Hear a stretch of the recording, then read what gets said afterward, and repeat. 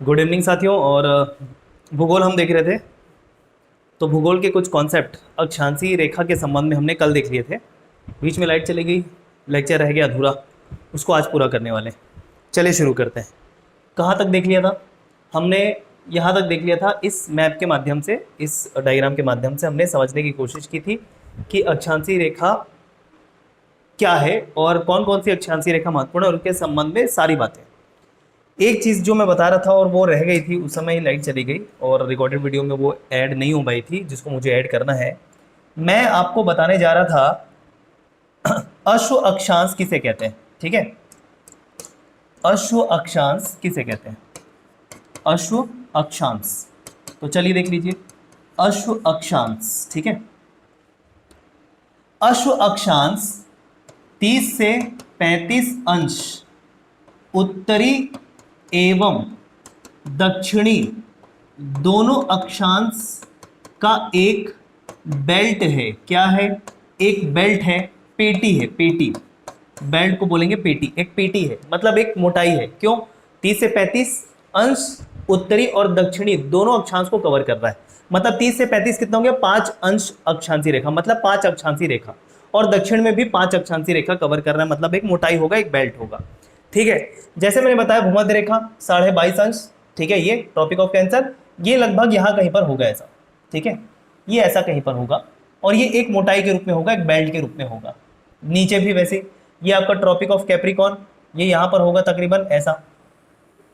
ये एक बेल्ट के रूप में होगा, एक मोटाई के रूप में होगा, क्योंकि 30 से 35 अंश अक्षांशीय रेखा कवर कर रहा है। इसको बोलते हैं अश्व अक्षांश। ठीक है, 30 से 35 अंश उत्तरी अक्षांश रेखा और 30 से 35 अंश दक्षिणी अक्षांशीय रेखा को के बेल्ट को, की पेटी को कहा जाता है अश्व अक्षांश, हॉर्स लैटिट्यूड। ठीक है, इसके बारे में कुछ हम विशेषता ध्यान में रख लेते हैं। ये जो अश्व अक्षांश होता है, इसके बारे में हमको ध्यान रखना है कि ये जो है हाई प्रेशर बेल्ट होता है। क्या होता है? हाई प्रेशर बेल्ट होता है या हाई प्रेशर एरिया होता है। बेल्ट मतलब एक मोटाई के तौर पे बेल्ट बोलते हैं उसको ग्लोब पर। ठीक है, तो हाई प्रेशर बेल्ट है ये। उच्च दाब पेटी है, उच्च दाब क्षेत्र है। और जहां मैंने आपको बताया है, जहां हाई प्रेशर होगा लो टेम्परेचर होगा, लो टेम्परेचर होगा, कम ताप होगा। ठीक है, तो आप एक चीज समझिएगा, देखिए ये पूरा जो जोन है ना, ये कहलाता है उष्ण कटिबंध। अभी हम इस पे भी आएंगे। ये पूरा कहां से कहां तक? कर्क रेखा से मकर रेखा का बीच का पूरा क्षेत्र जो है, ये क्या कहलाता है? उष्ण कटिबंध। उसके ऊपर शीतोष्ण, तो ये किस में आ रहा है? ये जो अश्व अक्षांश है, ये शीतोष्ण में आ रहा है, मतलब ठंडी थोड़ी ज्यादा होगी। इसी कारण लिखा है लो टेम्परेचर, और जहां लो टेम्परेचर वहां हाई प्रेशर। बात समझ में आई? और क्या बात ध्यान रखना है, यहां पर मंद हवाएं चलती है, मंद हवाएं चलती है, मंद हवाएं चलेंगी। क्लियर है क्या? हवाएं जो है धीमे धीमे चलेगी, हवा जो है।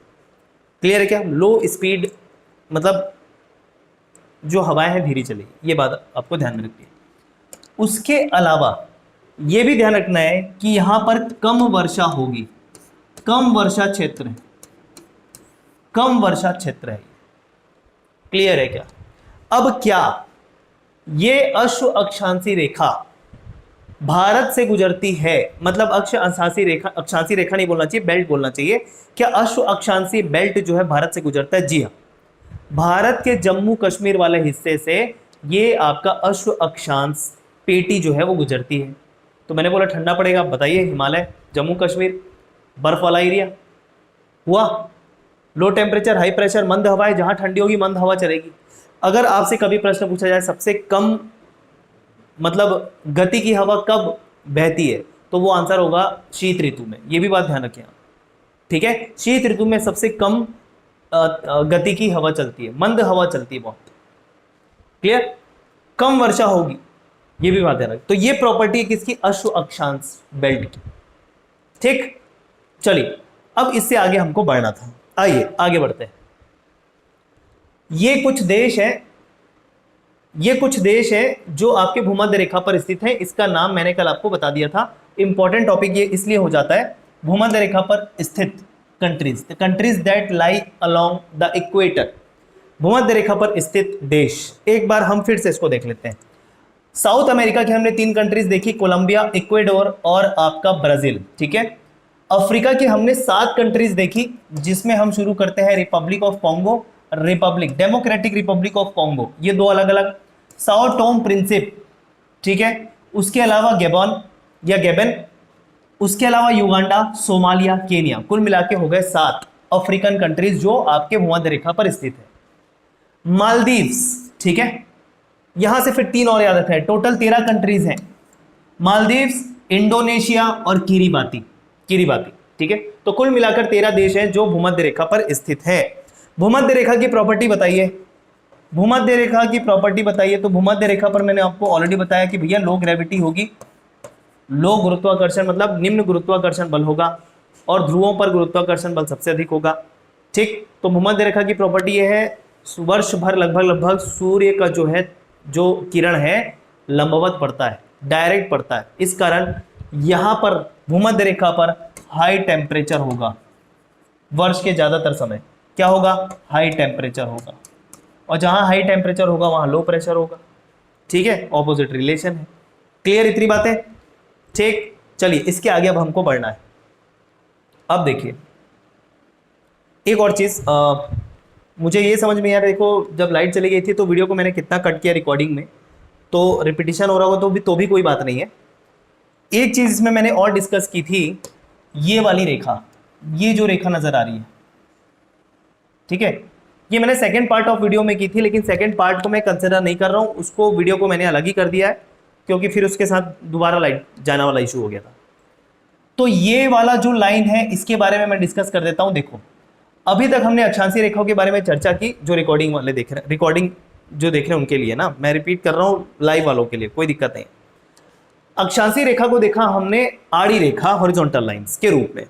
अब अक्षांशीय रेखा को हमने रेखा भी कहा, उसको एक वृत्त भी कहा, क्योंकि ऐसा पूरा गोल घूमता है।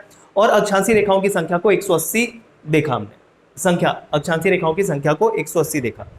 लेकिन अब हम बात करते हैं देशांतर रेखा की, ठीक है, देशांतर रेखा की, लॉन्गिट्यूड कहते हैं इसको इंग्लिश में, क्या बोलेंगे, लॉन्गिट्यूड, ठीक है। इनकी संख्या होगी 360, इनकी संख्या होगी 360। ये जो देशांतर रेखाएं होती है, ये होती है खड़ी रेखाएं, ये होती है खड़ी रेखाएं, वर्टिकल लाइंस। ये जो आप देख पा रहे हो, ये सारी क्या है, देशांतर रेखाएं, ये सारी क्या है, देशांतर रेखाएं, ठीक है। लेकिन आप बोलोगे सर ये कर्व के रूप में दिख रहा है, ठीक है, उसका रीजन क्या है, उत्तरी ध्रुव और दक्षिणी ध्रुव के एक बिंदु से शुरू करते हुए वो रेखा खींची जाती है पृथ्वी के एक ही तरफ, ऐसा, इसको पूरा गोल नहीं घुमाया जाएगा, एक बिंदु से शुरू होकर एक ही तरफ ऐसा जाके दूसरे बिंदु पर, दूसरे ध्रुव पर मिला दिया जाता है, और वो रेखा कहलाएगी आपकी देशांतर रेखा। अब ये कर्व क्यों दिख रहा है, क्योंकि भैया पृथ्वी ऐसा गोल है ना, आप सीधी रेखा को भी इस तरफ से देखने, मतलब यहां पर हमारा फ्रंट व्यू है, आप किसी भी गोले की तरफ अगर लाइन भी सीधा स्ट्रेट खींच दो, ऊपर से नीचे एकदम स्ट्रेट लाइन खींच दो, यहां से देखने से वो कर्व ही नजर आएगा। बात समझ में आ रही है, तो ये रेखा ही है। और रीजन ऐसा दिखने का भी है कि एक बिंदु से शुरू करते हुए उसी बिंदु पर जाके मिल रही है सभी लाइंस, ठीक है, पूरा गोल नहीं आ रहा है। इसी कारण ध्यान रखना, देशांतर रेखा को कभी भी वृत्त नहीं कहेंगे, देशांतर रेखा को केवल रेखा कहेंगे, जबकि अक्षांशीय रेखा को अक्षांशीय रेखा भी कहेंगे, अक्षांशीय वृत्त भी कह सकते हैं। क्लियर, क्योंकि वो गोल घूम रहा है पूरा, ठीक। तो ये खड़ी रेखाएं हैं, वर्टिकल लाइंस है, इनकी संख्या कुल 360। रीजन वही है कि भैया एक ही साइड खींचा गया, तो ऐसा करते करते 1 डिग्री से शुरू किया, पूरा गोल घूमने में, बोलो वृत्त के गोल घूमने में कितना डिग्री बनता है, कोण 360 बनता है। तो 1 डिग्री 2 डिग्री ऐसा रेखा खींचते गए, टोटल कितनी रेखाएं बनेंगी, 360 डिग्री, 360 रेखा। क्लियर, रीजन क्लियर है क्या, चलो ठीक है। अब सभी देशांतर रेखाओं में कौन सी महत्वपूर्ण है उसको ध्यान दीजिए। आइए देखो, सभी देशांतर रेखाओं में कौन सी महत्वपूर्ण है, तो ये जो आपको नजर आ रहा है, ये वाला, सभी देशांतर रेखाओं में ये सबसे ज्यादा प्रमुख है। क्यों, इसको माना गया 0 डिग्री देशांतर रेखा, 0 डिग्री लॉन्गिट्यूड। क्यों, देखो अक्षांशीय रेखा का जब 0 डिग्री लिया था तो पृथ्वी के बीचों बीच ले लिया गया था ऐसा, लेकिन जब हम ऐसी रेखा खींच रहे हैं तो यहां पर क्या बीच कैसे डिसाइड करेंगे, कौन सा एकदम मिडिल पोर्शन कैसे डिसाइड करेंगे? बीच ये भी हो सकता है अगर मैं उसको ऐसा कर दूं, घुमा दूं, बीच ये भी हो सकता है अगर मैं उसको ऐसा घुमा दूं। बात समझ में आ रही है? तो एक कोई रेफरेंस डिसाइड करना पड़ेगा। तो भैया विश्व के कुछ प्रभावी विद्वान लोग डिसाइड किए कि ये रेखा जो 0 डिग्री लॉन्गिट्यूड कहलाएगी, 0 डिग्री देशांतर रेखा कहलाएगी, ये गुजरेगी कहां से? ब्रिटेन से। कहां से गुजरेगी? ब्रिटेन से। ब्रिटेन के लंदन शहर, लंदन का जो हिस्सा था वो था ग्रीनविच, ठीक है। तो ये ग्रीनविच नामक स्थान से गुजर रही है, यहां पर है ब्रिटेन आपका, ये यहां पर ग्रीनविच, ठीक है। ग्रीनविच नामक स्थान से गुजरने की वजह से इस रेखा को ग्रीनविच मेरिडियन टाइमलाइन भी कहते हैं, ग्रीनविच रेखा भी कहते हैं, ग्रीनविच रेखा भी कहते हैं। और इसी कारण देखो ये ग्रीनविच रेखा से होता क्या है? समय निर्धारण। क्या होगा? समय निर्धारण, ठीक है। पूरे विश्व का समय निर्धारण होगा। इसी कारण इसको बोला गया GMT, ग्रीनविच मेरिडियन टाइमलाइन, ठीक है, ग्रीनविच मेरिडियन टाइमलाइन। इसको हम प्राइम मेरिडियन के नाम से भी जानते हैं। ये देखो ये रेखा गई है, ये क्या बोला? Prime meridian, longitude 0 degree, prime meridian, ठीक है। तो प्राइम मेरिडियन किसको बोलेंगे? 0 डिग्री लॉन्गिट्यूड को बोलेंगे। ग्रीनविच से गुजर रहा है, रेफरेंस लिया गया लंदन का ग्रीनविच, इसी कारण नाम दिया गया ग्रीनविच रेखा, ग्रीनविच लाइन। और इस लाइन से पूरे विश्व का समय निर्धारण हो रहा है, इस कारण इसको बोलते हैं GMT, Greenwich meridian time line, ठीक है। तो पूछ लिया जाएगा कि भैया समय निर्धारण के लिए कौन सी रेखा है? तो 0 डिग्री देशांतर रेखा। क्लियर? अब इसके हिसाब से समय का निर्धारण कैसे होगा? देखो इस रेखा के इस तरफ, मतलब ये क्या हो जाएगा? ये पश्चिम हो जाएगा, इसको बोलेंगे पश्चिम, मतलब वेस्ट। और इस रेखा के इस तरफ आने वाले सभी देश क्या कहलाए? पूर्व में, मतलब ईस्ट में, ठीक है। तो सर कहां तक? भैया पृथ्वी तो बोले ना, कहां तक वेस्ट बोलेंगे, कहां तक ईस्ट बोलेंगे? तो ठीक इसके ऑपोजिट बोलो, 0 के ठीक ऑपोजिट कौन सी रेखा होगी? 180 अंश देशांतर रेखा, हाँ या ना? ये 0 डिग्री, ठीक उसके पीछे क्या होगा? 180 अंश देशांतर रेखा। तो ध्यान रखो इस 0 से शुरू करते हुए इधर चलेंगे, वेस्ट माना जाएगा कहां तक? 180 अंश देशांतर रेखा तक, ये पूरा वेस्ट हिस्सा। तो इस ग्रीनविच मेरिडियन टाइम से इधर आने वाले सारे देश कहलाएंगे वेस्ट, वेस्ट टाइम जोन में आएंगे वो सारे। इस रेखा के इधर कहां तक? फिर से वही 180 तक, है ना। इधर से चलते हुए 180, इधर से चलते हुए 180, इधर से चलते हुए 180 वेस्ट कहलाएगा, इधर से 180 चलते हुए ईस्ट कहलाएगा, पूर्व कहलाएगा। तो इस रेखा से दाईं तरफ, मतलब ईस्ट की तरफ 180 अंश तक जितने भी देश आएंगे वो सारे ईस्ट जोन में कहलाएंगे। टाइम के हिसाब से बता रहा हूं, ईस्ट जोन में कहलाएंगे। क्लियर? इसी कारण कभी भी देखा होगा किसी देश का इस प्राइम मेरिडियन से जो दाईं तरफ आता है उसका देशांतरी विस्तार की अगर बात करें तो उसके सामने लिखा होता है इतना डिग्री पूर्वी देशांतर। जैसे भारत का उदाहरण ले लेते हैं, भारत का देशांतरी विस्तार की अगर मैं बात करूं तो लगभग 68 डिग्री पूर्वी देशांतर से लेकर लगभग 97 डिग्री पूर्वी देशांतर तक है। अब दशमलव कुछ कुछ है इसका, आप पूरा जानते हो, ठीक है। 68 डिग्री पूर्वी देशांतर से 97 डिग्री पूर्वी देशांतर तक है। तो देखो 1 डिग्री 2 डिग्री 3 डिग्री भारत कहां से शुरू हुआ? भारत का सबसे पश्चिमतम बिंदु बोलो कौन सा? गुजरात का गौरमोता, ठीक है। 68 डिग्री से शुरू हो रहा है, 68 69 70 71 72 कहां तक गए? 97 डिग्री तक। 97 डिग्री मतलब भारत का सबसे पूर्वी बिंदु कौन सा? अरुणाचल प्रदेश का किबिथु, ठीक है। तो 97 डिग्री पूर्वी देशांतर तक विस्तार, ये हो गया देशांतरी विस्तार, ठीक। और देखो क्या लिखा है दोनों में? पूर्वी देशांतर लिखा है। क्यों? इस रेखा के पूरी तरफ आ रहा है भारत, तो इस रेखा के 180 तक जितने भी देश हैं सबका देशांतरी विस्तार पूर्वी देशांतर कहलाएगा। और इसके बाईं तरफ वेस्ट तरफ आने वाले देशों का देशांतरी विस्तार हमेशा क्या कहलाएगा? पश्चिमी देशांतर रेखा, पश्चिमी देशांतर, ठीक है। ये बात क्लियर हो गई? हाँ या ना में जवाब दे, क्लियर हुई कि इतनी बातें? ठीक है। अब इस रेखा को समय निर्धारण के लिए तय किया गया, समय यहीं से निर्धारित होगा। मतलब यहां पर समय मान लिया गया 12, तो बाकी देशों में कितना कितना बचा होगा अब देखते हैं। देखो चूंकि ये रेफरेंस लिया गया, ठीक है, ये रेफरेंस लिया गया, लेकिन जो दिन की शुरुआत होती है, तिथि मतलब डेट, देखो एक चीज मैं बोल रहा हूं समय, एक चीज मैं बोल रहा हूं समय मतलब टाइम, और एक चीज मैं बोल रहा हूं तिथि मतलब डेट, दोनों अलग अलग चीजें। समय का निर्धारण हो रहा है 0 डिग्री देशांतर रेखा से, जिसको प्राइम मेरिडियन बोल रहे हैं। लेकिन तिथि का निर्धारण हो रहा है 180 अंश देशांतर रेखा से। ध्यान रखना इस बात को, तिथि डेट का निर्धारण हो रहा है 180 अंश देशांतर रेखा से, जबकि समय का निर्धारण हो रहा है 0 डिग्री देशांतर रेखा से। ठीक है, टाइम डेफिनेटली यहां से रेफरेंस लिया जा रहा है पूरे वर्ल्ड का, लेकिन सबसे पहले जो डे आता है, दिन आता है, वो आता है ऑस्ट्रेलिया न्यूजीलैंड में, क्योंकि वहां जस्ट न्यूजीलैंड के राइट साइड से गुजरती है 180 अंश देशांतरी रेखा। ऊपर बात करें रूस और अलास्का को सेपरेट करता हुआ, ठीक है, जो रेखा है वो भी 180 अंश। तो ऊपर रशिया, इधर रशिया आपके मैं उसमें बोलता हूं, जैसे आप देख रहे हैं इधर रशिया इधर अलास्का, बीच में 180 अंश देशांतर रेखा, और नीचे बात करें तो न्यूजीलैंड के जस्ट इधर, ये इधर न्यूजीलैंड है, न्यूजीलैंड के जस्ट आपका कितना दाईं तरफ 180 अंश देशांतर रेखा, इसको बोलते हैं तिथि निर्धारण रेखा। तो जैसे ही उस 180 अंश देशांतर रेखा के बाईं तरफ हम आएंगे, सबसे पहले दिन की शुरुआत होगी। इसी कारण न्यू ईयर वगैरह आप देखे होंगे, सबसे पहले जो न्यू ईयर आता है, न्यू ईयर मनाता है कौन सा देश मनाता है? न्यूजीलैंड ऑस्ट्रेलिया मनाता है। बात समझ में? जैसे शाम के 6-7 बजे होते तो हमको देखने को मिल जाता है कि भैया वहां पर न्यू ईयर आ गया, 1 जनवरी आ गया, और जबकि हम 31 दिसंबर की शाम में होते हैं। बात समझ में आई? तो तिथि निर्धारण रेखा 180 अंश, समय निर्धारण रेखा 0 डिग्री देशांतर। ठीक, चलो अब भारत को जीएमटी के संदर्भ में कैसे लेंगे, तो उसके लिए पहले समझना पड़ेगा पूरा कॉन्सेप्ट। देखो, पृथ्वी पूरा एक चक्कर लगाने में, ठीक है, पृथ्वी गोल है, पृथ्वी पूरा एक चक्कर लगाने में कितने अंश कोण कवर करेगी? तो भैया पृथ्वी गोल है, तो आपको पता है एक पूरा चक्कर लगाने में जो कोण कवर होता है 360 अंश होता है।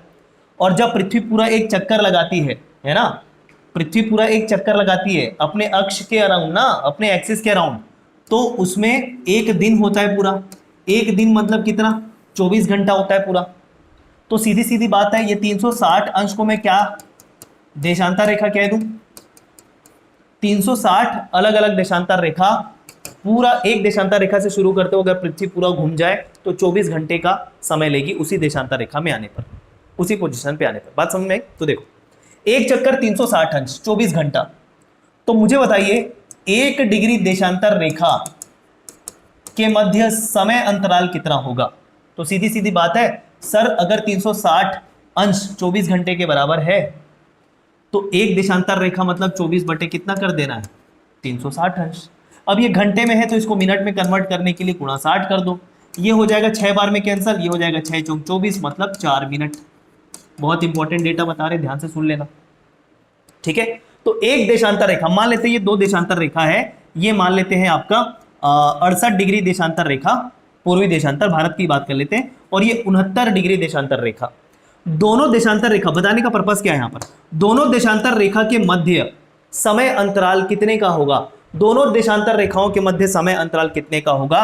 तो वो होगा 4 मिनट का। 4 मिनट का डिफरेंस आ जाता है एक देशांतर रेखा, 2 देशांतर रेखाओं के मध्य। 68 से 69 गए, मतलब 2 देशांतर रेखाओं के मध्य की दूरी समय के हिसाब से कितनी होती है? 4 मिनट के अंतराल के हिसाब से होती है, ठीक है। तो बात समझ में आई ना? 360 अंश देशांतर रेखा को कवर करने में पृथ्वी को कितना समय लगेगा? 24 घंटा। 2 देशांतर रेखाओं के बीच का समय अंतराल का कितना हो जाएगा इस कैलकुलेशन के हिसाब से? 4 मिनट। तो सर यहां तो आपने एक देशांतर रेखा लिखा है, एक देशांतर रेखा बोलने का मतलब 1 डिग्री देशांतर रेखा अंतराल, अंतराल, इस अंतराल की बात कर रहा हूं कि 68 से 69 गए तो 1 डिग्री तो कवर हुआ ना हमारा। ये 2 देशांतर रेखा की नहीं, अंतराल की बात कर रहा हूं, इतने डिग्री अंतराल की बात कर रहा हूं मैं। क्लियर हुई? तो 1 डिग्री अंतराल में आपका 4 मिनट समय का अंतराल पैदा हो जाता है। क्लियर है? अब इसको किलोमीटर में भी पूछ देगा भैया, बहुत अच्छी बात है कि 68 डिग्री और 69 डिग्री मतलब ये 2 देशांतर रेखाओं के बीच की दूरी किलोमीटर में बताइए। 2 देशांतर रेखाओं के बीच की दूरी जो है, मतलब 1 डिग्री अगर आपको ट्रेवल करना है इधर देशांतर रेखा के अलोंग नहीं बोलना चाहिए, उसके मतलब क्या बोलना चाहिए, जो भी बोलना चाहिए याद नहीं आ रहा है, मतलब एक देशांतर रेखा से दूसरे देशांतर रेखा ट्रेवल करने में कितनी दूरी तय करनी पड़ेगी? तो ये भी है, क्यों? सर्कमफ्रेंस फिक्स है ना। तो एक देशांतर रेखा से दूसरे देशांतर रेखा, भूमध्य रेखा पर ध्यान रखिएगा, भूमध्य रेखा पर। क्यों भूमध्य रेखा पर? भैया पृथ्वी यहाँ पर से एक देशांतर रेखा ऐसी शुरू होगी, यहाँ से ऐसे शुरू होगी, तो दिक्कत नहीं हो जाएगी। विड्थ जो है डिफरेंट पैरेलल नहीं है, ये देशांतर रेखा पैरेलल नहीं है। तो भूमध्य रेखा पर बता रहे हैं एक देशांतर रेखा से दूसरे देशांतर रेखा की दूरी 111 किलोमीटर, 111 किलोमीटर, ठीक है क्या? 111 किलोमीटर, ध्यान रखें। ओके, क्लियर है? तो 4 मिनट समय अंतराल, 111 किलोमीटर दूरी अंतराल, ठीक है। और समय का ऐसा नहीं रहता कि कहां पर, लेकिन ये दूरी के लिए ध्यान रखना, भूमध्य रेखा पर बात कर रहे हैं। अगर भूमध्य रेखा मतलब पृथ्वी के बीचों बीच इसके बीच की दूरी, ऐसा ये बोल, ठीक है। इतनी बातें क्लियर है क्या? हो गया? अब मैं आपको बताने वाला था कि भारत का समय कैसे तय होता है। हर एक देश के पास खुद का अधिकार होता है कि वो कौन से देशांतर रेखा को अपने देश का स्टैंडर्ड टाइमलाइन डिसाइड करे, ठीक है। हर देश के पास अपना खुद का अधिकार होता है कि वो कौन सी देशांतर रेखा को अपने देश का स्टैंडर्ड टाइमलाइन डिसाइड करे। हम बात करेंगे भारत की, हम बात करेंगे भारत की। भारत ने 82.5 अंश पूर्वी देशांतर रेखा को स्टैंडर्ड टाइमलाइन डिसाइड किया है, ठीक है। स्टैंडर्ड टाइमलाइन डिसाइड किया है, ठीक है। क्लियर है क्या? क्या बोल रहा हूं मैं? ये लिख क्या रहा हूं गड़बड़, स्टैंडर्ड, सॉरी। 82.5 अंश पूर्वी देशांतर रेखा को भारत ने अपना स्टैंडर्ड टाइमलाइन डिसाइड किया है। तो इसी कारण 82.5 अंश पूर्वी देशांतर रेखा को बोलते हैं IST। IST का फुल फॉर्म है इंडियन स्टैंडर्ड टाइमलाइन, भारतीय मानक समय रेखा। किसी के हिसाब से तो समय निर्धारण करना पड़ेगा ना। और देखो, भले ही भारत का एकदम पूर्वी बिंदु और पश्चिम बिंदु ले लो, समय अंतराल देशांतर रेखा के विस्तार के हिसाब से डेफिनेटली होगा, ठीक है। एक 68 से शुरू हो रहा है, 97 पे जाके खत्म हो रहा है, तो समय अंतराल तो होगा ही होगा। कैलकुलेट कर लो कितना डिग्री का हो रहा है, उसको 4 से गुणा कर देना, उतने मिनट का डिफरेंस आएगा। लेकिन पूरे भारत के अलग अलग समय तो रख नहीं सकते, तो एक समय निर्धारण हम किए पूरे भारत के लिए, और वो है 82.5 अंश। ये 82.5 अंश पूर्वी देशांतर रेखा कहां से गुजरती है? उत्तर प्रदेश के मिर्जापुर से। उत्तर प्रदेश के मिर्जापुर से रेफरेंस लिया गया। कहीं कहीं पर इलाहाबाद का नैनी भी लिया जाता है रेफरेंस, हालांकि दोनों जगह से गुजर रही है, तो दोनों सही है। इलाहाबाद का नैनी, इलाहाबाद के पास नैनी, या उत्तर प्रदेश का ही मिर्जापुर जिला, वहां से गुजर रहा है 82.5 अंश पूर्वी देशांतर रेखा। इसको पूरे भारत के लिए समय निर्धारण रेखा मान लिया गया। इसी कारण बोला गया IST, इंडियन स्टैंडर्ड टाइमलाइन, भारतीय मानक समय रेखा। आजादी से पहले लगभग 150-155 वर्ष पूर्व अंग्रेजों ने असम के क्षेत्र के लिए, मतलब पूर्व उत्तर राज्यों के लिए अलग टाइमलाइन डिसाइड कर दिया था, अलग टाइमलाइन डिसाइड कर दिया था, ठीक है। क्यों? वहां पर क्या है कि समस्या होती है ना, देखो समय अंतराल जैसे जितना ज्यादा विस्तार होगा तो उसके दिन और रात के समय में, मतलब डे सेविंग बोलते हैं, उसमें अंतर भी आता है। तो अगर एक बहुत चौड़ा देश हो, जैसे रशिया का भी एग्जांपल बताऊंगा, तो उसमें समस्या हो जाती है एक ही टाइम डिसाइड करने में।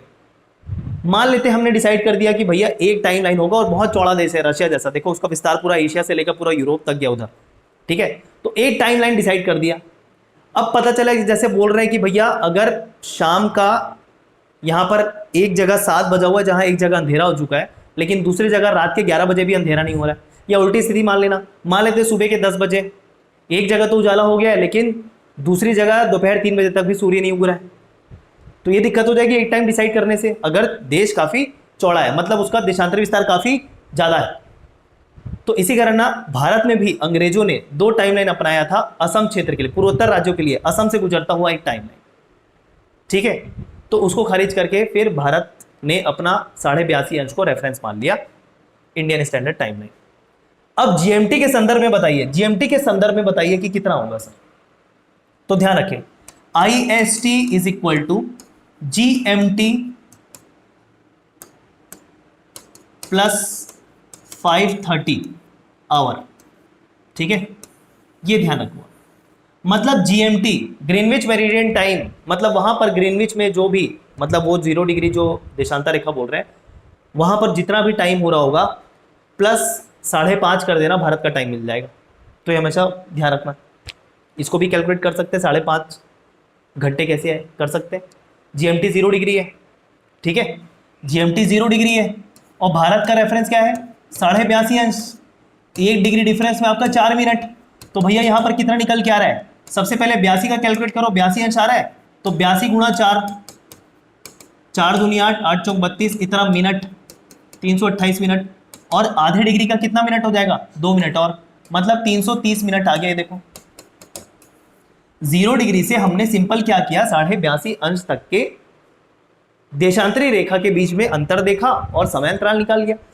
किसी भी दो देशांतर रेखा के मध्य का समय अंतराल 4 मिनट का होता है, मतलब 1 डिग्री कवर करने में 4 मिनट। तो 0 से 82.5 अंश मतलब 82 और आधा डिग्री और, तो 82 के पीछे 82 गुणा 4, 1 के पीछे 4, मैंने बोला ट्रेवल कर रहे हैं ना एक से दूसरा, 0 से शुरू करते करोगे तो 82 काउंट आएगा। तो 82 गुणा 4 मतलब 328 मिनट, और आधा डिग्री का 2 मिनट और, क्योंकि 1 डिग्री का 4 मिनट, तो टोटल 330 मिनट हो गए।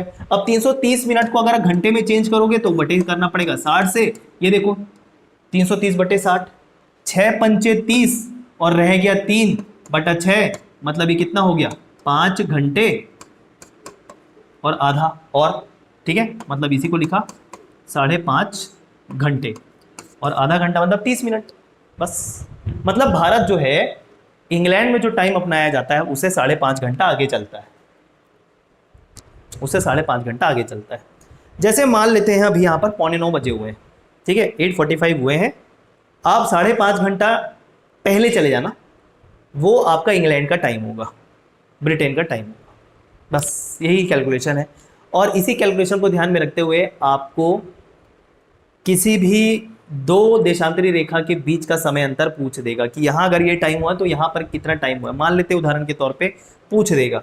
मान लेते हैं आपको दे देगा कि भैया इस देश का देशांतरी विस्तार या इस देश का जो मानक समय रेखा है ये है, इतना डिग्री है, भारत से वो देश कितना पीछे या कितना आगे है समय के हिसाब से, कितने घंटे पीछे है कितना। अब भारत का आपको क्या नहीं बताएगा, भारत का आपको देशांतरी विस्तार नहीं बताएगा, मतलब मानक समय रेखा नहीं बताएगा भारत का, क्योंकि वो पता होना चाहिए कितना होता है 82.5 अंश, वो किसी देश का जरूर दे देगा।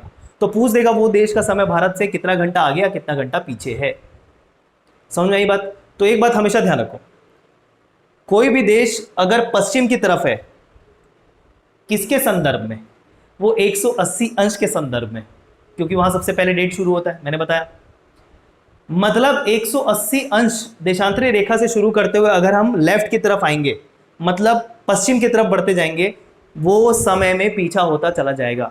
मतलब सबसे आगे आपका न्यूजीलैंड ऑस्ट्रेलिया, ठीक, उसके बाद आपका ये एशिया वाला पोर्शन आएगा, जापान आएगा, इधर आपका नीचे इंडोनेशिया वगैरह आएगा, फिर भारत आएगा, फिर उसके बाद अफ्रीकन कंट्रीज और आपके यूरोप आएंगे, उसके बाद फिर जाके आपका सबसे बाद में जो समय होता है वो होता है अमेरिका का, ठीक है, अमेरिका सबसे पीछे चलता है। तो जैसे जैसे हम लेफ्ट की तरफ बढ़ेंगे समय पीछा होता चला जाएगा। तो भारत किन किन देशों से, भारत का समय किन किन देशों के समय से आगे चलता है, तो भारत के पश्चिम में जितने भी देश हैं वो सारे भारत के समय से पीछे चलते हैं, खत्म बात। तो ये सारे जनरल नॉलेज ना रखनी चाहिए। इतनी बातें आपको समझ में आ गई क्या, जितनी मैंने बताई मेहनत कर करके एकदम चिल्ला चिल्ला के बताइए। हो सकता है ये बातें बहुत सारी लोगों को पता हो तो बोर भी लग सकता है, बोर तो नहीं लगना चाहिए वैसे, ये सारी चीज़ें काम की बातें ही है ना, लेकिन बहुत ही जनरल नॉलेज टाइप की चीज़ें हैं ये, एकदम जनरल नॉलेज, एकदम ये होना ही चाहिए नॉलेज आपको। जल्दी बताएं हाँ या ना, फिर आगे बढ़ेंगे। फिर से वही बात, कुछ दिन अटेंडेंस अच्छा फिर कुछ दिन खराब, ये नहीं होना चाहिए, समझे ना। कल थोड़ी ठीक ठाक मैंने तारीफ की, फिर आज फिर वही गड़बड़, ऐसा मत करो प्लीज़। चलिए बताइए समझ में आया कि नहीं आया। अब मैं आगे बढ़ता हूँ, अब अलग चीज़ें शुरू हो जाएंगी। फिर अब देशांतर रेखा, अक्षांशीय रेखा पूरा डिटेल में बात कर ले, हर एक जानकारी। चलो अब इसमें कुछ और बताते हैं। ये है आपका पृथ्वी और ये झुका हुआ है अपने अक्ष पे 23.5 अंश, ठीक है, ये भी पता है। ये पृथ्वी का ऐसा अक्ष मान लो, ये सॉरी पृथ्वी का अक्ष तो ऐसा ही है, वर्टिकल के रेफरेंस में ये जो एंगल है, ये जो एंगल है, ये 23.5 अंश का होगा। 23.5 अंश झुका हुआ है पृथ्वी, ये वर्टिकल ऐसा झुकाएंगे तो ये एंगल जो बनेगा वो कितने का बनेगा, 23.5 अंश। तो अपने एक्सिस से 23.5 अंश झुका हुआ है, ठीक। अब लेकिन मैं बताने वाला हूं कुछ और। पृथ्वी में ये सारे अलग अलग हम देखेंगे जोन। क्या देखेंगे, जोन। अब जोन को हिंदी में क्या बोलेंगे मुझे ध्यान में फिलहाल नहीं आ रहा है, मतलब कटिबंध, कटिबंध बोलेंगे, करेक्ट। हिंदी में इसे कटिबंध कहेंगे। तो अलग अलग कटिबंधीय क्षेत्र अब देखने वाले हैं पृथ्वी पर। देखो, भूमध्य रेखा से 23.5 अंश ऊपर और भूमध्य रेखा से 23.5 अंश नीचे, ये जो पूरा क्षेत्र कहलाएगा ये कहलाएगा टॉरिड जोन। क्या कहलाएगा, टॉरिड जोन। टॉरिड जोन देखो लिखा है टॉरिड जोन, टॉरिड जोन। इसको हम बोलेंगे हिंदी में उष्ण कटिबंध या उष्ण कटिबंधीय क्षेत्र, ठीक है। टॉरिड जोन, उष्ण कटिबंधीय क्षेत्र, क्लियर है क्या, टॉरिड जोन, क्लियर एकदम। एक सेकेंड, अब साढ़े मतलब सीधा सीधा 23.5 ऊपर 23.5 नीचे, मतलब कर्क रेखा से मकर रेखा के बीच के पूरे क्षेत्र को पृथ्वी के क्या बोलेंगे, उष्ण कटिबंधीय क्षेत्र, टॉरिड जोन, ठीक है। 23.5 से ऊपर कहां तक, 66.5 तक। वैसे ही 23.5 नीचे मतलब मकर रेखा से 66.5 अंश नीचे, मतलब आर्कटिक सर्कल तक, अंटार्कटिक सर्कल तक, आर्कटिक सर्कल तक। कहां से 23.5 से, मतलब कर्क रेखा से ऊपर उतना ही और उतना ही नीचे मकर रेखा से कहां तक, 66.5 तक। ये दोनों जोन कहलाएंगे आपके temperate zone. Temperate zone Hindi में कहेंगे शीतोष्ण कटिबंध, शीतोष्ण कटिबंध, शीतोष्ण कटिबंध, ठीक है। 66.5 से 90 नीचे, 66.5 से 90 ऊपर, ये कहलाएगा फ्रिजिड जोन। फ्रिजिड जोन मतलब शीत कटिबंध, शीत कटिबंध। अब नाम से समझ में आ रहा होगा कि क्या बोलना चाह रहे हैं सर। ये बीच वाला मतलब उष्ण कटिबंध मतलब भयंकर गर्मी। क्यों सर, सूर्य की किरण एकदम लंबवत पड़ रही है। अभी आप एक चीज समझना, मोमबत्ती जलाना, बॉल को रखना, सबसे ज्यादा टेम्परेचर किस जगह पड़ेगा बॉल के। अब बोलोगे सर बीच वाला उभरे वाले हिस्से में, तो पृथ्वी का कौन सा हिस्सा उभरा हुआ है, पृथ्वी का ये वाला हिस्सा उभरा हुआ है कि नहीं उभरा हुआ है, जो सूर्य के पास है। तो इस क्षेत्र में मतलब पृथ्वी के उष्ण कटिबंधीय क्षेत्र में सूर्य की किरणें लंबवत पड़ती है और इसी कारण आपका यहां तापमान बहुत ज्यादा रहता है। मतलब साल के कुछ 1-2 महीने आप बोल सकते हो, 2-3 महीने बोल सकते हो कि टेम्परेचर ठीक रहता है, मतलब थोड़ी ठंड रहती है, बाकी पूरे वर्ष भर गर्मी भयंकर, ठीक है क्या। मतलब भारत के आप कौन से हिस्से से मान लीजिए कर्क रेखा, भारत कहां पर है, उत्तरी गोलार्ध में ना, ठीक है। तो कर्क रेखा भारत से गुजरती है, 8 राज्यों से होकर गुजरती है। गुजरात से शुरू करते हैं, राजस्थान, मध्य प्रदेश, छत्तीसगढ़, झारखंड, पश्चिम बंगाल, फिर इधर त्रिपुरा, मिजोरम, ठीक है। टोटल 8 राज्यों से गुजरती है। तो ये क्षेत्र के कर्क रेखा के नीचे भारत का पूरा क्या है, प्रायद्वीपीय हिस्सा है, ठीक है। और ये कर्क रेखा के ऊपर आपका आता है ये सब उत्तर भारत का मैदान और हिमालय जो शीतोष्ण में आता है। तो भारत में कौन से जोन में अगर विस्तृत है बोलेगा, तो भारत का निचला हिस्सा मतलब प्रायद्वीपीय हिस्सा जो है वो उष्ण कटिबंध में आता है, जबकि भारत का बोल सकते हैं कि उत्तर भारत का मैदान और हिमालय क्षेत्र जो है शीतोष्ण कटिबंध में आता है। तो दोनों में विस्तृत है भारत। तो इसी कारण देखो भारत के जो मध्य और दक्षिण क्षेत्र में गर्मी भयंकर, उत्तर भारत में भी गर्मी पड़ती है लेकिन ठंड भी ताबड़तोड़ पड़ता है। क्यों, क्योंकि जो भारत का उत्तरी हिस्सा है ना वो आता है शीतोष्ण कटिबंध में। नाम क्या है, शीतोष्ण, मतलब शीत भी पड़ेगा उष्ण भी रहेगा। ज्यादा क्या रहेगा, ठंड के टाइम पे बहुत ठंड, और उष्ण भी लिखा है तो गर्मी भी पड़ेगी गर्मी के टाइम। लेकिन ये उष्ण कटिबंध में ना भयंकर गर्मी पड़ती लगभग 1-8 महीना छोड़ दो, 1-8-1.5 महीना 2 महीना छोड़ दो, ठीक है। चलो इतनी बातें क्लियर। अब जैसे जैसे देखो क्या बढ़ रहा है, कर्व बढ़ रहा है ना। अब बॉल के बीच वाले हिस्से में गर्मी ज्यादा, अब जैसे जैसे झुका होता जाएगा वहां पर मोमबत्ती की किरणें जो है वो क्या पड़ेंगी, थोड़ी सी तिरछी पड़ेंगी। ठीक उसी सूर्य के प्रकाश के साथ हो रहा है। यहाँ पर किरणें अब क्या हुई, तिरछी पड़नी शुरू हो गई, इधर इधर। यहाँ एकदम ऐसे लंबवत पड़ रही थी, तिरछी पड़ेगी तो उतना ताप नहीं मिल पाएगा उस क्षेत्र को। तो जैसे जैसे ये कर्व बढ़ता जाएगा इस हिस्से में आते जाएंगे, ठंडी बढ़ती जाएगी। तो इसी कारण ये नाम पड़ा शीतोष्ण कटिबंध, रिस्पेक्टिवली किसके रिस्पेक्टिवली, उष्ण कटिबंध के संदर्भ में इस क्षेत्र में गर्मी थोड़ी कम, ठंडी थोड़ी ज्यादा रहती है, ठीक है। और यहां पर आप देखो सबसे ज्यादा तिरछी किरणें पड़ेंगी, मतलब ताप सूर्य का बहुत कम मिलेगा। कहां, ये 66.5 से ऊपर और 66.5 से नीचे। इसी कारण इसको बोला फ्रिजिड जोन, मतलब यहां पर पूरे वर्ष भर भयंकर ठंडी रहती है। जितने भी आप ये अंटार्कटिका, आर्कटिक, जितने भी ग्लेशियर वगैरह देखते हो, ग्लेशियर तो खैर इधर भी होते हैं, लेकिन जितने भी यहाँ पर जमे हुए क्षेत्र, बर्फ वाले क्षेत्र देखते हो, वो इधर ही है। रशिया इधर कवर करता है, उधर अमेरिका ऊपर कनाडा वगैरह एरिया कवर करता है, ये आपका अंटार्कटिका वाला क्षेत्र है, ठीक है ना। तो ये फ्रिजिड जोन कहलाता है, शीत कटिबंध कहलाता है। क्लियर एकदम, रीजन भी क्लियर है क्या। तो आपसे पूछ देगा जो कटिबंध है पृथ्वी पर, उसका कारण क्या है बताइए।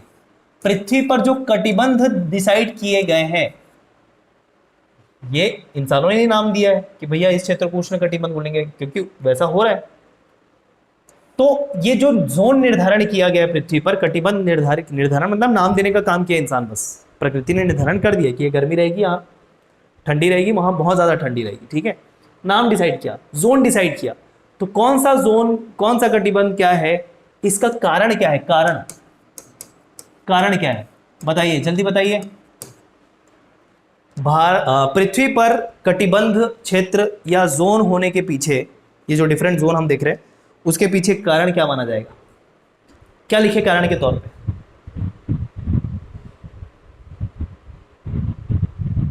बताइए जल्दी बताइए, वेट कर रहे हैं, कारण क्या लिखा जाएगा। क्यों बताए, ऐसा क्यों हो रहा है कि एक जगह पे एकदम लंबवत पड़ रहा है, दूसरे जगह पे तिरछा पड़ रहा है, तो तिरछा पड़ रहा है तो कम ताप मिलेगा तो ठंडी पड़ेगी, तो शीतोष्ण बोल दिया, और ठंडी पड़ेगी तो शीत बोल दिया। कारण क्या बताइए जल्दी, ऐसा हो क्यों रहा है। किसी हिस्से में लंबवत किरणें पड़ रही, किसी हिस्से में तिरछी किरणें पड़ रही, कारण बताइए जल्दी, मैं वेट कर रहा हूँ, लाइव क्लास वालों का पार्टिसिपेशन, इन्वॉल्वमेंट जरूरी है, जल्दी बताइए भैया, किसी एक आध का तो आंसर आना चाहिए। इतना देर से चिल्ला चिल्ला के कह रहा हूँ, क्या सब सोने चले गए। अक्ष पर झुकाव के कारण एक आंसर आया है जो गलत है, कोई बात नहीं, कोई बात नहीं, देखो मैं क्रिटिसाइज नहीं कर रहा हूं कि गलत क्यों दिया आपने, कोई बात नहीं, आप ट्राई किया, अच्छी बात है, बाकी तो ट्राई भी नहीं कर रहे, झुका हुआ होना ये रीजन नहीं है। बताइए, अर्थ की बनावट के कारण, चलो एक बोला सुभाष गुप्ता ने, ये थोड़ा सही आंसर है, पृथ्वी की बनावट के कारण, है ना, पृथ्वी की बनावट के कारण। तो वही बनावट मतलब क्या, क्या बोलते हैं पृथ्वी के बनावट को, पृथ्वी की बनावट को बोलते हैं गोलाकार, पृथ्वी के गोल होने की वजह से, spherical in shape, spherical in shape, ठीक है। क्या, पृथ्वी, अर्थ का गोलाकार होना। अब एकदम बोलेंगे कुछ लोग, सर एकदम गोला नहीं है, तो भैया एक रफ रफ गोला बोल रहे हैं, गोला ही है ना, ऐसा ऐसा चिपटा तो नहीं है, ऐसा चिपटा तो नहीं है ना, गोला ही बोलेंगे, भले वो ऊपर नीचे से थोड़ा चिपटा रहे, लेकिन गोला ही बोलेंगे। तो पृथ्वी का गोलाकार होना, स्फेरिकल इन शेप होना, पृथ्वी में अलग अलग जोन निर्धारण का कारण है। बात समझ में आई। इसी कारण तो बोल रहे हैं भैया, गोल है, जो उभार वाला पोर्शन है वहां ज्यादा ताप मिलेगा, जहां कम उभार वाला है, मतलब जैसे जैसे बॉल की इस हिस्से में बढ़ेंगे तिरछी किरणें पड़ेंगी। बात समझ में, ऐसा प्रैक्टिकल करके देख लेना, मोमबत्ती जला के बॉल को रख के देखना कि इधर सबसे ज़्यादा उजाला आ रहा है, ठीक है, करके देख लेना। फुटबॉल के साथ ज़्यादा अच्छा एग्जाम्पल बनेगा, ऐसा करोगे तो करके देख लेना, करना चाहिए, ठीक है।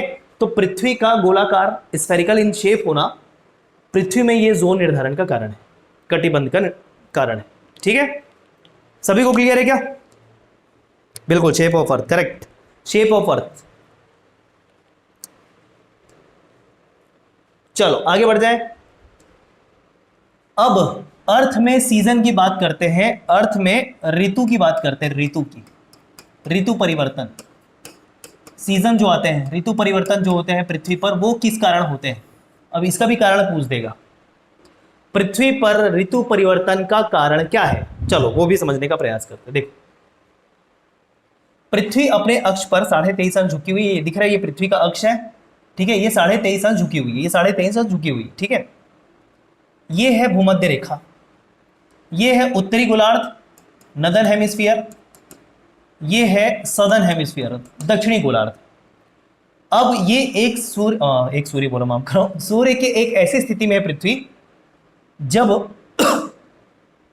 उत्तरी गोलार्ध पृथ्वी की तरफ झुका हुआ है, जबकि दक्षिणी गोलार्ध सूर्य से पीछे की तरफ हटा हुआ है। दिख रहा है कि नहीं दिख रहा।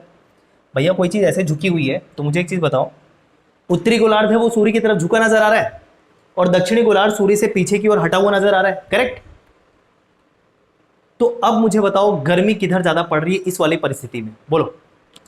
इस वाली परिस्थिति में पर्टिकुलर गर्मी किस गोलार्ध में ज्यादा पड़ेगी, जल्दी कमेंट करो। और जो रिकॉर्डेड देख रहे हैं उनको भी बोर होने की जरूरत नहीं है, अगर आपको बोर लग रहा है तो आप फॉरवर्ड कर लेना, ऑप्शन रहेगा आपके पास।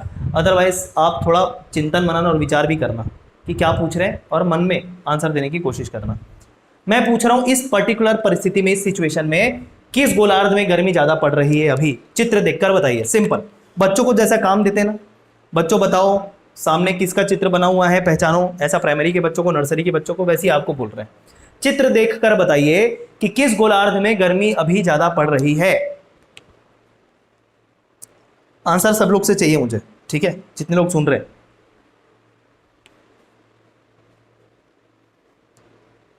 बिल्कुल ठीक, सभी लोगों ने बोला उत्तरी गोलार्ध, गनीमत, सभी का आंसर बिल्कुल सही है। भैया सूर्य है ताप का स्रोत, जीवन का स्रोत, उसकी तरफ जिस हिस्से का झुकाव होगा उधर गर्मी ज्यादा पड़ेगी। तो इस पर्टिकुलर परिस्थिति में उत्तरी गोलार्ध सूर्य की तरफ झुका हुआ है, देखो ऐसा, तो उत्तरी गोलार्ध में पड़ रही है गर्मी, उत्तरी गोलार्ध में पड़ रही है गर्मी, क्या, समर। लेकिन दक्षिणी गोलार्ध ऐसे पीछे हटा हुआ है, सूर्य से दूरी ज्यादा है।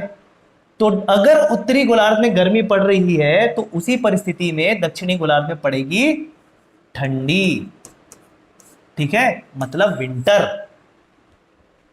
तो ऐसा हुआ क्यों भैया, एक जगह गर्मी एक जगह ठंडी, ऐसा हुआ क्यों? पृथ्वी अपने अक्ष पे झुका हुआ है। तो एक जगह शीत ऋतु चल रही है तो दूसरी जगह ग्रीष्म ऋतु चल रही है। जैसे अभी भारत में चल रही ग्रीष्म ऋतु, हालांकि वर्षा ऋतु आ गई, वर्षा ऋतु की बात नहीं करते, वो एक सब सीजन है, सब सीजन है। जो मेन सीजन है वो विंटर और समर ही मानते हैं, ठीक है। तो अभी ये ग्रीष्म ऋतु चल रही है भारत में, मतलब उत्तरी गोलार्ध में भारत, तो दक्षिणी गोलार्ध में चल रहा है शीत ऋतु, ऑस्ट्रेलिया न्यूजीलैंड में शीत ऋतु चल रहा है, ये कारण है। लेकिन अब एक काम करो, उल्टा कर दो, उल्टा, ठीक है। अब उल्टा करो, देखो उल्टा कैसे करो। अब तुम एक काम करो, सूर्य को ले लो इधर, क्या करो, सूर्य को ले लो इधर, ये सूर्य, अरे यार ये सूर्य नहीं, माफ करो, सूर्य होता है गोला, करेक्ट, ये सूर्य, ये इधर कर दो आप, ये सूर्य, अब सूर्य इधर बना दो। सूर्य उधर था, अब सूर्य इधर आ गया। अब सर ऐसे कैसे होगा भैया, सूर्य के चारों तरफ परिक्रमा कर रहा है ना पृथ्वी, ये तो पता है ना। कुछ लोग बोलेंगे सर ऐसे कैसे कर दिए, भैया अभी इस स्थिति में है, ऐसा पूरा उसके चारों ओर परिक्रमा करेगा तो पृथ्वी जो है सूर्य के इधर भी तो आएगा, तो वही स्थिति बना दिया मैंने, सूर्य को इधर कर दिया, पृथ्वी आ गया इसके अब राइट साइड में, ठीक। अब मुझे बताओ क्या सिचुएशन हो गई। अब देखो आप, दक्षिणी गोलार्ध आ गया सूर्य के पास, देखो ऐसा ऐसा झुका है ना, तो ये हिस्सा पास और ये उधर चला गया, मतलब ये हिस्सा चला गया सूर्य से दूर।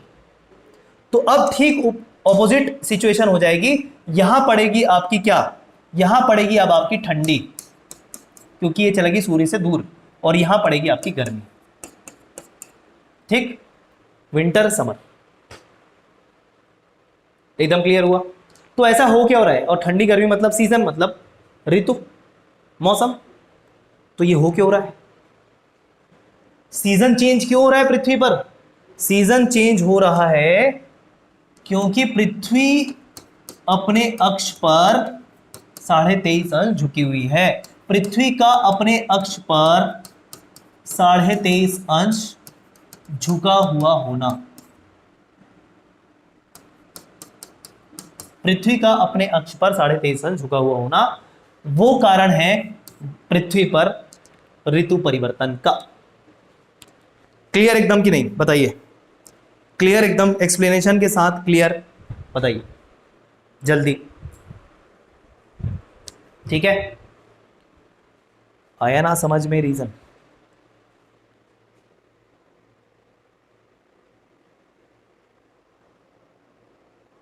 ठीक है, चलो, तो हर एक चीज का रीजन आपको क्लियर कर रहे हैं, कब क्या हो रहा है ये भी बता रहे हैं। अब अलग चीज बता रहे, देखना ये अलग चीज अब आपको बता रहे हैं, देखिए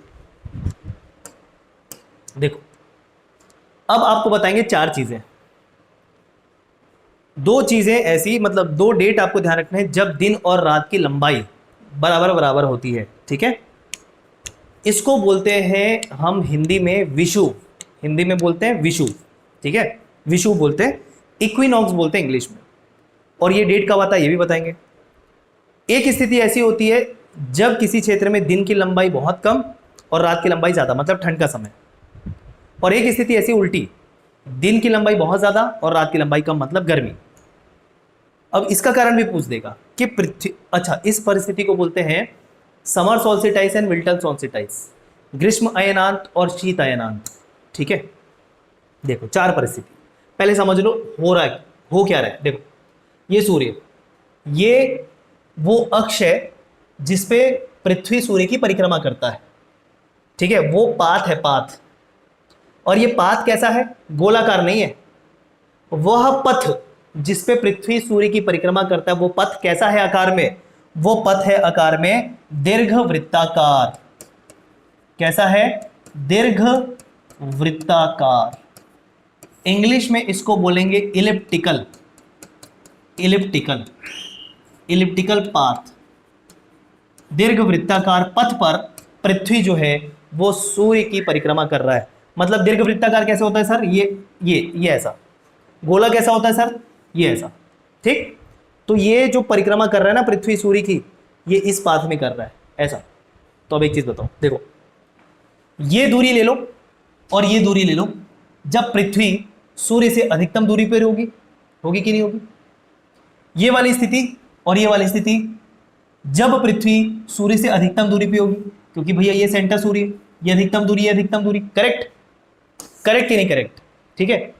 और ये स्थिति ले लो, ये एक्चुअल में ऐसा बताया, ये व्यू कैसा है इसका, ऐसा है, तिरछा है करके ना, ये स्थिति ले ली। एक्चुअल में ये ऐसा होना चाहिए, यहां पर सूर्य बना दो, ये पृथ्वी, ये पृथ्वी और ये पृथ्वी, ये पृथ्वी। तो ये दो स्थिति ऐसी है जब ये बराबर बराबर दूरी है सूर्य से। ये पृथ्वी की ऐसी स्थिति है सूर्य के कंपैरिजन में कि दूरी लगभग ज्यादा ज्यादा इधर इधर, क्योंकि ये वाला हिस्से में दूरी ज्यादा होगी, ठीक है, ये हिस्से में कम होगी, ठीक। ये दो स्थिति ऐसी है पृथ्वी की, इसको तिरछा दिखाने की कोशिश किया, इस कारण ऐसा लिया हुआ है। जब पृथ्वी सूर्य से अधिकतम दूरी पे होगी, लेकिन पृथ्वी अक्ष पे झुकी भी हुई है। फिर से वही बात, ये झुकी मतलब ये हिस्सा पास में, ये हिस्सा दूर में, यहां पड़ रहा है विंटर, यहां पड़ रहा है समर। यहां ये वही स्थिति जो हमने जस्ट इसके पहले डिस्कस की, ये वाली स्थिति देखो, ये हिस्सा झुका हुआ है, ये हिस्सा दूर है, यहां विंटर यहां समर। तो ये दो स्थिति को मैं पहले बता रहा हूं, इस दोनों स्थिति को क्या कहते हैं मैं बता रहा हूं। देखो पहले इस स्थिति को समझिए, ये स्थिति आती है 21 या 22 दिसंबर को, कोई भी सा डेट ले लो, करेक्ट है, 21 या 22 कोई भी डेट ले लो। ये स्थिति आती है 21 या 22 दिसंबर को। अब आप भारत के संदर्भ में सोचने की कोशिश कर रहा कि 21 दिसंबर को भारत में ठंडी पड़ती कि गर्मी, आप बोलोगे ठंडी पड़ती है सर, करेक्ट, कोई डाउट तो नहीं है ना किसी को कि गर्मी पड़ती है 21 दिसंबर को, नहीं ना। 21 दिसंबर ऐसा समय है जब भारत में या पूरे उत्तरी गोलार्ध में बोलना चाहिए, दिन की लंबाई सबसे कम और रात की लंबाई सबसे ज्यादा। क्यों, क्योंकि उत्तरी गोलार्ध सूर्य से दूर खिसका हुआ है, ठीक है, और उत्तरी गोलार्ध में पड़ेगी ठंडी। और जो मैं चीज बताने वाला हूं उस बात के लिए समझ लेना, उत्तरी गोलार्ध के ही संदर्भ में डिसाइड किया जाता है, चाहे इधर वाली स्थिति चाहे इधर वाली स्थिति, उत्तरी गोलार्ध के ही संदर्भ में डिसाइड किया जाता है। इस 21 दिसंबर वाली स्थिति को कहते हैं विंटर सॉल्स्टिटाइस, सॉल्स्टिटाइस, ठीक है, विंटर सॉल्स्टिटाइस, सॉल्स्टिटाइस, SOLSTICE, सॉल्स्टिटाइस। शीत अयनांत हिंदी में, एकदम हिंदी जाने की जरूरत नहीं है, उसको आप देवनागरी लिपि में विंटर सॉल्स्टिटाइस भी करेंगे तो भी सही है। मतलब जब उत्तरी गोलार्ध में ठंडी पड़ती है तो भले ही दक्षिणी गोलार्ध में गर्मी पड़े, पूरे पृथ्वी के लिए उसको माना जाएगा विंटर सॉल्स्टिटाइस। मैं ये नहीं बोल रहा हूँ कि पूरे पृथ्वी में ठंड मानी जाएगी, ये नहीं बोल रहा हूँ, मैं सॉल्स्टिटाइस की बात कर रहा हूँ, ठीक है, उत्तरी गोलार्ध के संदर्भ में पूरे पृथ्वी पर लिया जाता है। तो विंटर सॉल्स्टिटाइस पड़ता है 21 दिसंबर को, ठीक है।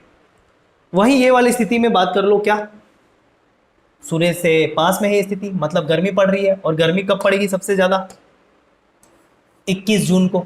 21 जून जस्ट अभी अभी निकला है, जुलाई चल रहा है, करेक्ट। इसको बोलते हैं ग्रीष्म अयनांत, मतलब समर सोल्स्टाइस, समर सोल्स्टाइस पूरे पृथ्वी के लिए। तो देखो निर्धारण समर सोल्स्टाइस और विंटर सोल्स्टाइस दोनों का उत्तरी गोलार्ध है। जब उत्तरी गोलार्ध में गर्मी पड़ेगी सबसे ज्यादा कब? 21 जून को समर सोल्स्टाइस पूरे पृथ्वी में। जब उत्तरी गोलार्ध में ठंडी पड़ेगी सबसे ज्यादा कब? 21 दिसंबर को पूरे पृथ्वी में विंटर सोल्स्टाइस। फिर से समझो, पूरे पृथ्वी में विंटर एक समय और पूरे पृथ्वी में समर एक साथ, मैं ये नहीं कह रहा एक गोलार्ध में अगर ठंडी तो दूसरे में गर्मी पड़ेगी, ये ठीक है, बस सोल्स्टाइस का नाम दे रहे हैं उत्तरी गोलार्ध के संदर्भ में, बस इतना कह रहा हूं, ठीक। तो दोनों चीजें क्लियर है। 21 दिसंबर होता है विंटर सोल्स्टाइस, जबकि 21 जून होता है आपका समर सोल्स्टाइस, पूरे पृथ्वी पर माना जाएगा। ध्यान रखें, प्रश्न इससे आते हैं, प्रश्न सीजीपीएससी में भी पूछा गया था, किसी भी स्टेट पीएससी में पूछा जा चुका है, यूपीएससी में पूछा जा चुका है, यूपीएससी में पूछा जा चुका है, सब में पूछा जा चुका है, ठीक है। ये बहुत इंपॉर्टेंट चीज है। अब ये दो स्थिति समझिए, ये दो स्थिति ऐसी है जब बराबर बराबर दूरी पर होते हैं सूर्य से पृथ्वी जो है, पृथ्वी की स्थिति जो है, और दिन और रात की लंबाई क्या होती है? बराबर बराबर होती है। जितना लंबाई दिन होगा, एकदम एक्यूरेट नहीं, लगभग लगभग दिन और रात की लंबाई बराबर बराबर होती है। तो ना तो ठंडी होती है ना तो गर्मी होती है, ठीक है। तो ये कौन सी स्थिति है सर? ये स्थिति है एक तो 21 मार्च वाली, इसको 21 करिए, और एक स्थिति है 23 सितंबर वाली, 23 सितंबर मानिए इसको, 23 सितंबर वाली, बराबर बराबर दिन और रात, ना गर्मी ना ठंडी, ठीक है। चलो, तो एक को बोलते हैं, अब देखो यहां पर भी ऑटम स्प्रिंग डिसाइड किया, देखो ठीक है। लेकिन उत्तरी गोलार्ध के संदर्भ में अगर बात करें कि भारत में क्या पड़ता है, मार्च वाले में स्थिति में स्प्रिंग, मतलब इसको बोलते हैं बसंत, ठीक है। इसको बोलते हैं क्या? बसंत ऋतु। स्प्रिंग को बोलेंगे बसंत ऋतु। जबकि ये दक्षिणी गोलार्ध में ऑटम पड़ रहा है, लेकिन हम भारत के संदर्भ में बात करें तो स्प्रिंग ही ध्यान रखना, अदरवाइज इसको कंफ्यूज हो जाओगे आप। स्प्रिंग बसंत ऋतु पड़ रही है उत्तरी गोलार्ध में मार्च में, ठीक है ना। बसंत पंचमी कब मनाते हो? यही मार्च के आगे तो मनाते हो ना, करेक्ट है कि नहीं है? सितंबर जब महीना होता है उस समय जो ऋतु चल रहा होता है वो चलता है ऑटम। ऑटम मतलब बोलते हैं उसको शरद ऋतु। क्या बोलते हैं? शरद ऋतु, ठीक है। दिन और रात की लंबाई बराबर बराबर, तो इस स्थिति को बोलते हैं बराबर दिन और बराबर रात वाली स्थिति को बोलते हैं विषुव, मतलब इक्विनॉक्स। इक्विनॉक्स, ठीक है, इक्विनॉक्स। तो आपसे पूछ देगा, और हिंदी में बोलते हैं इसको विषुव। हिंदी में क्या बोलते हैं इसको? विषुव।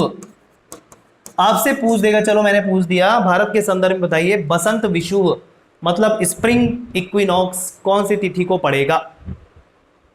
तो बताइए। स्प्रिंग इक्विनॉक्स आपका पड़ेगा सर 21 मार्च को, वहीं ऑटम इक्विनॉक्स आपका पड़ेगा 23 सितंबर को, शरद विषुव पड़ेगा आपका 23 सितंबर को। क्लियर? तो यहां से हमने 4 चीजें सीखी, समर सोल्स्टिस, विंटर सोल्स्टिस, उसको एक मान सकते हो, और एक स्प्रिंग इक्विनॉक्स और ऑटम इक्विनॉक्स, ठीक है। तो 4 चीजें, मतलब उसको 2-2 के पेयर में करो तो 2 चीजें सीखी आपने इससे। इसका कारण क्या है? इसका कारण क्या है? तो इसका कारण है पृथ्वी का सूर्य के चारों तरफ दीर्घवृत्ताकार पथ पे परिक्रमा करना, ठीक है। क्लियर है?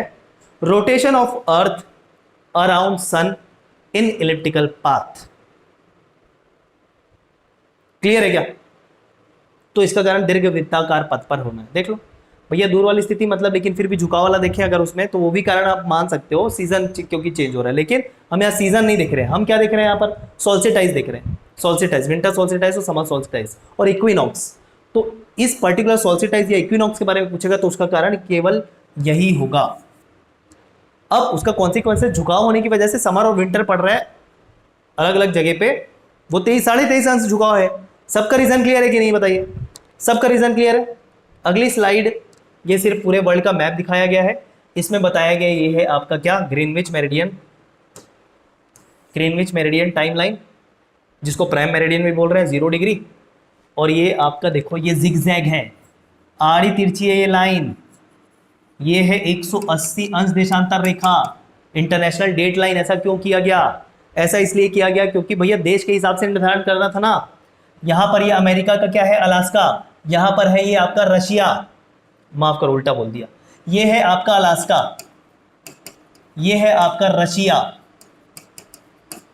ठीक है, ये बीच से गुजर गया। अब देखो ऐसा गुजार देते तो ये रशिया का एक हिस्सा क्या है उधर चले जाता। अब इसे तिथि निर्धारण करना है, मतलब यहां पर 31 दिसंबर हुआ, यहां पर उसी देश में 1 जनवरी हो जाता, गड़बड़ हो जाता ना। टाइम भले ही टाइम जोन अलग अलग हो सकते हैं, जैसे देखो रशिया में 8 टाइम जोन है, रशिया में 8 डिफरेंट टाइम जोन है, ये 8 टाइम जोन अपनाता है, जैसे भारत 82.5 अपनाता है ना, रशिया 8 समय क्षेत्र अपनाता है, 8 अलग अलग टाइम जोन है रशिया में। फैलाव देखो रशिया का, ये देखो पूरा, ये पूरा यहां से लेकर यहां तक फैला हुआ है।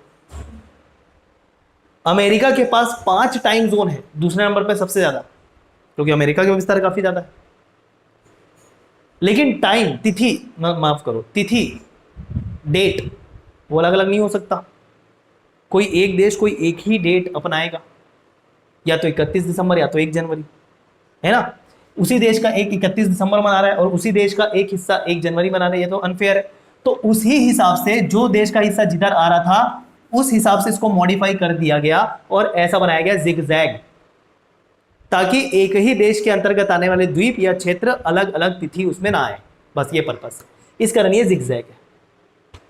क्लियर एकदम, सारी बातें क्लियर है कि आज की क्लास से बताइए। तो ये था आज की क्लास और ये था बेसिक ज्योग्राफी।